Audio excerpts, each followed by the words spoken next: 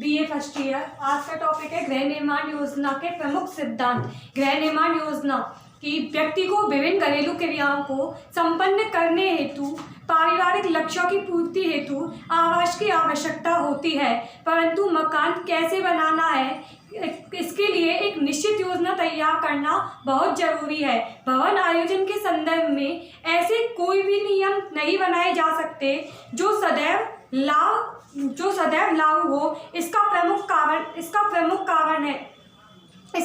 कारण है भिन्न भिन्न प्रदेशों में वहाँ की भौगोलिक परिस्थितियों एवं गृह निर्माण योजना बनाते समय परिवार की आय एवं आवश्यकता का ध्यान में रखना बहुत जरूरी होता है। गृह निर्माण योजना के सिद्धांत में 7 भागों में बांटा गया है। लागत यानी कि आर्थिक व्यवस्था, अभिव्यंजकता, कार्यात्मकता, सुंदरता, एकांतता, लौभी एवं गलियारे, वृद्धता। जिसमें पहला पॉइंट आता है लागत एवं आर्थिक व्यवस्था। भवन निर्माण में धन का महत्वपूर्ण स्थान है। जो धन के बिना भवन निर्माण की कल्पना नहीं की जा सकती। मकान बनाने में कितना खर्चा होगा इसकी जानकारी भवन निर्माता को होनी चाहिए। मकान बनाने वाले अनुभवी व्यक्तियों के अनुसार भवन निर्माण पर व्यक्ति के जीवन में आय के चौथाई भाग में अधिक व्यय नहीं होता तथा भवन निर्माण करते समय कुल लागत का 20 से 30% तक नकद होना ही चाहिए।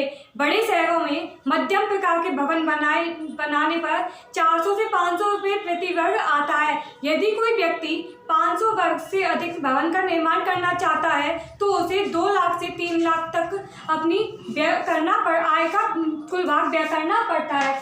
सेकंड पॉइंट आता है हमारा अभिव्यंजकता।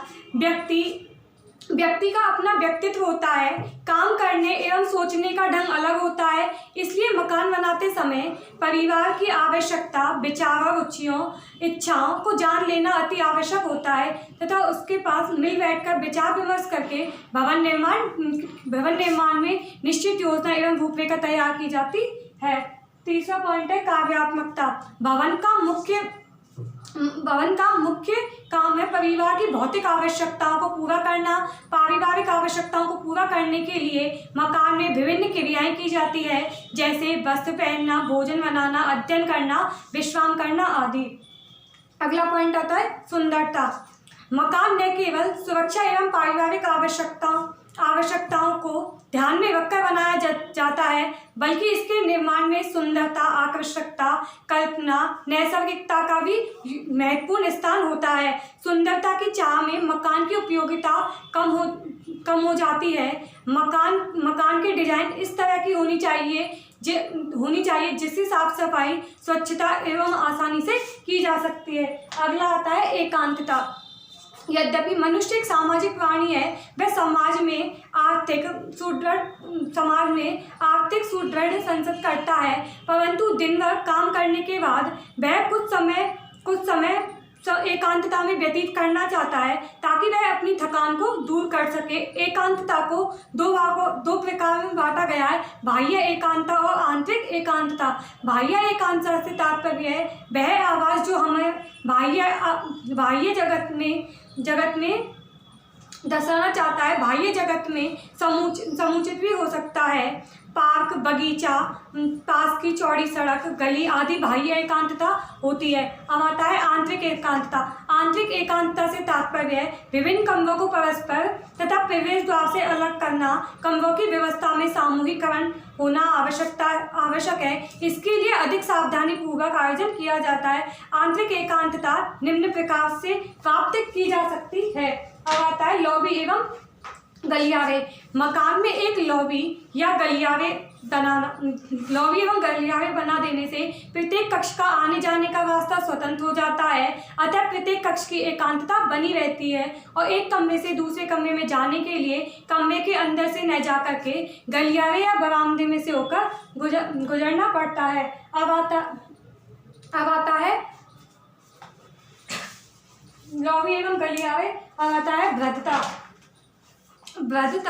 वृद्धता का अर्थ है मकान में उपलब्ध स्थान का सर्वाधिक प्रयोग सोने के शब्दों में कमरे के कम से कम स्थान का अधिक से अधिक उपयोग करने जो प्रभाव उत्पन्न होता है उसे भद्रता कहा जाता है। अब आता है कि गृह निर्माण को प्रभावित करने वाले कारक। गृह निर्माण को निम्नलिखित कारक प्रभावित करते हैं। गृह निर्माण को प्रभावित करने वाले कारकों में सबसे महत्वपूर्ण प्रथम कारक है परिवार की आर्थिक स्थिति। उसकी आर्थिक स्थिति से ही भवन निर्माण का काम किया जा सकता है। भवन निर्माण में काफ़ी धन व्यय होता है। यदि परिवार की आर्थिक स्थिति बहुत कम है तो भवन निर्माण का काम नहीं किया जा सकता।